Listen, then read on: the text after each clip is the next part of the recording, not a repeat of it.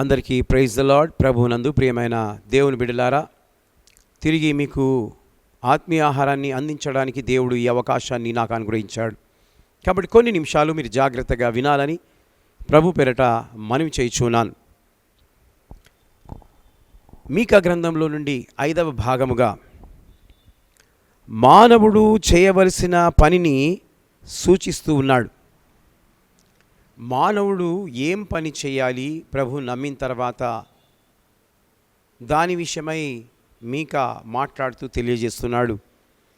మీకా గ్రంథం 6వ అధ్యాయం 8వ వచనంలో ఒక మాట వ్రాయబడి ఉన్నది. మనుష్యుడా, ఏది ఉత్తమమో అది నీకు తెలియజేయబడి ఉన్నది. న్యాయముగా నడుచుకొనుటయు, కనికరమును ప్రేమించుటయు, దీన మనస్సు కలిగి నీ దేవుని ఎదుట ప్రవర్తించుటయు ఇంతే కదా యెహోవా నిన్ను అడుగుచున్నాడు. చూడండి, దేవుడు నిన్ను అడుగుతూ ఉన్నాడు. ఏం అడుగుతున్నాడు? నీవు ఎలా ఉండాలో దాని విషయమై ఇక్కడ సూచిస్తూ ఈ మాట తెలియజేస్తూ ఉన్నాడు. ఓ మనుష్యుడా, ఏది ఉత్తమమైనదో అది నీకు తెలియజేయబడి ఉన్నది. ఏది మంచిదో, ఏది శ్రేష్టమైనదో, దేవునికి ఏది ఇష్టమైనదో అది నీకు తెలియజేయబడుతుంది వాక్యం ద్వారా. ఏంటిదట? న్యాయముగా నడుచుకొనుటయు. ఎలా నడవాలి నీవు?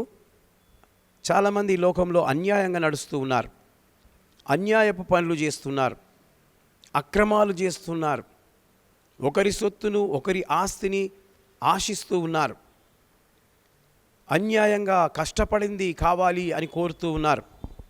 ఇది చాలా తప్పు, ఇది చాలా తప్పు. అదేవిధంగా కనికరమును ప్రేమించుటయు. కనికరం, ఎవరండి కనికరం గలవారు? యేసుక్రీస్తు ప్రభుల వారు కనికరముతో ఈ లోకానికి రావడం జరిగింది. నీ కొరకు, నా కొరకు ఆయన అనేక హింసలను, శ్రమలను, దెబ్బలను, అవమానాలను అనుభవించాడు. ఆయన ఎవరండి? సృష్టికర్త. ఎందుకు ఆయన ఆ విధంగా అనుభవించవలసి వచ్చింది అంటే, నిన్ను ప్రేమిస్తున్నాడు, నీ మీద కనికరము ఆయనకు కలిగింది కనుక.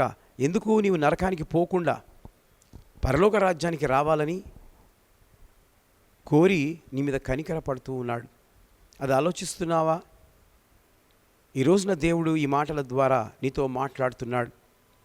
కాబట్టి దేవునికి మహిమ కలుగునుగాక.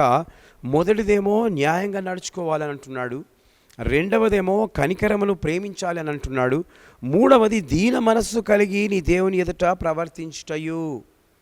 దీన మనస్సు. మనస్సు చాలామందిది గర్వంగా ఉంటుంది, అసహ్యంగా ఉంటుంది, వికారంగా ఉంటుంది, పొగరు బట్టి ఉంటుంది. కానీ దేవునికి అది ఇష్టం లేదు. ఎలా ఉండాలంట నీ మనస్సు? దీన మనస్సు, దీనత్వంతో ఉండాలి. ఆత్మ విషయమై దీనులైన వారు ధన్యులు, పరలోక రాజ్యము వారిది. దీనముగా నీ మనస్సు ఉంటే, దీనముగా నీ హృదయం ఉంటే పరలోక రాజ్యం నీకు దొరుకుతుంది. అది దేవుడు నీలో నుండి కోరేది.